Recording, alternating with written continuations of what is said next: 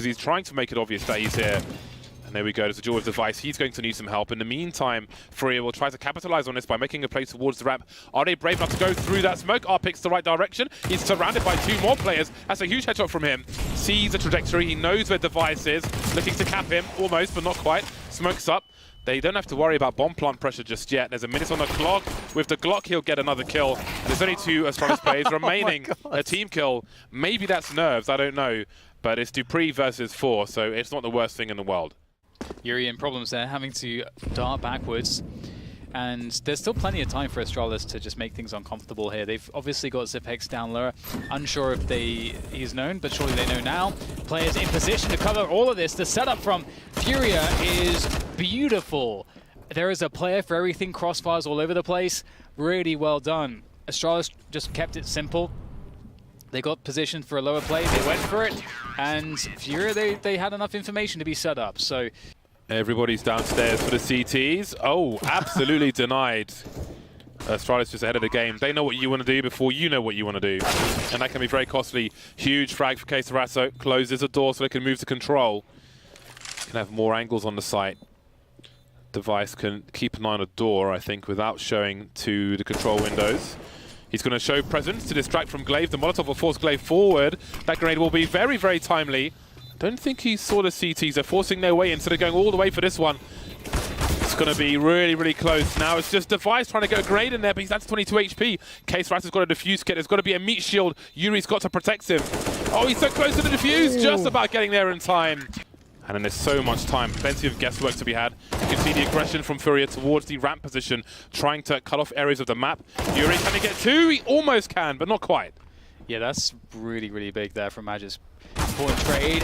They need more though, and they're going to get more. Queserato and Able J able to defend the upper bomb site. In comes the flank from Vinny. He's done some good damage as well, causing Glaive to have to turn between 2 places, and he just can't. Queserato finishes it off. So if you were the guys with the guns, that's the place where you can fall back if the CTs were to rush lobby, for example, which is why I refer to it as the anti-eco position. All right, so Glaive showing presence. The bomb is in the lower area on Device. Queserato's got to deliver that kill. He does. All right, so it seems they've stabilized FURIA. I'm wondering about the nerves, even the knife. All right, so I guess they're not nervous after all. That's a hard one to hit. There's 25 seconds on the clock. That incendiary could be ruinous. Have they adjusted at the perfect time, FURIA? The door is open, and Glaive is being closed off from this round. FURIA might be moving to match point in this first best one. They're stuck. They can't get through the choke point. There's 10 seconds on the clock. They've got to get this bomb down, but look at the flurry of frags. Just in time, of course. It's Astralis. Maybe they can turn this all the way around. No mollies for the CT side. More frags for Astralis. 2 versus 2 now. This is absolutely ridiculous. Zipex, I don't think, has shown his position. Creeping to control. How long does Queserato hold this angle for? Zipex moving up now. Oh, look at the wrong way! Oh, I thought he might have missed it. It's gone down to the wire. That was absolutely crazy. What an effort from Astralis. What an effort from FURIA. From Queserato, 28 frags at the moment. Yeah, I'm glad they've managed to keep their roster together so we can see where the ceiling is for them. It's a story you don't often get to see with all these orcs and all this money, but we do on this occasion. Look at that. FURIA get an opening frag, not answered by Astralis for once. And what a time to do it. The bomb's been dropped on the floor, and the advantages continue for FURIA. 4 versus 2. Surely there's no way back into this. Device, 1 versus 4. Oh my god, FURIA have done it. 16-14. It was never in doubt. It is not. Forrest is in an elevated position. He won't be expected, but he will be dealt with. That's very important. Ethan not carrying the bomb, just behind him with Tarek, but timing's getting tight now. Get Right's in a position to look in 2 different places with the Org, and Lekro can cover us back somewhat towards that sandwich position. Breeze taken out. Cirque is surely not long for this world of 16 HP, just waiting for the right time. He can hear the scope and the outscope, but he can't really do anything to punish. He just doesn't have the health or the weaponry, and that leaves Daps alone. He's having a comfortable time. Quick pop flash through the smoke for Ethan to try to take control of the bomb train. But the bomb is moving towards the A site, so they're really counting on NiP over-rotating, and maybe that's just happened. Important pick from Daps, but Rez, he's in heaven. I don't think you'd expect him here. Will he be able to still stop the bomb from being planted? Tarek's been crab walking. He's done a good job. The cover's been taken away, as has Tarek now. And he spotted one of the last 2 players, Rez. He's got a lot of information for his team. And Ethan may arrive too late to do anything about this. I don't know if Daps realizes that he's been spotted. No beeps just yet. Ethan, does he go for 2? There's the first one. Surely can guarantee a second kill. That, how on earth? What kind of level of awareness is that? That's absolutely ridiculous. That has got to be tilting. We had a nice fast round from them earlier on where they planted the bomb super early, but they don't always have so much success with these choke points. Yeah, a different setup with the double orbs here. You can see Rez playing further back than he would otherwise be. And hey, it's going to work out pretty damn well so far. A 3 versus 4 on the hands of NRG as they keep trying to jockey for position on to a plant here, but it looks like it could just be denied. Gerrit's got a fantastic position by camera. Ooh, whiffs to spray, and that is a big opportunity now. Gone a foul for NiP. It's a 2 versus 2 all of a sudden with plenty of time, but getting a bomb plant is still difficult because in a 2 versus 2, that means one player's out of action for a fairly significant amount of time, considering that these CTs are pretty close. You can see Ethan will fake it out, and looking pretty calm here so far, and the bomb will go down. Old bomb. Here's where you can find some of these NiP players. Lekro creeping. He's got a deagle out, and that is extremely dangerous. Always on point with the deagle. Oh, was that his teammate? Yeah. Some nerves here in the second game, and that has maybe exposed Lekro's position. This might be disastrous. He spots a shoulder, Dennis, but the movement from Breeze is perfect. Just wonder why. So NRG could potentially be wrapping towards the B bomb site. That looks likely as we've got 2 players making their way in the higher area, catching Dennis off guard. And that is a big chance, not just to plant the bomb, but to win the round. Lekro smoked off the choke point. NiP out of position, and look at the money. The money sucks, so they may have to save at this point, purely because they've been outmaneuvered. It is extremely high risk to try and make a retake play. They've only got 1 of the 3 players with a defuse kit as well. If he goes down in the wrong position, it could be even worse. But it seems they're going to creep. That is a very important frag, so it looks like they might go for this after all. That bomb is quite far ticked already, but they keep winning the duels.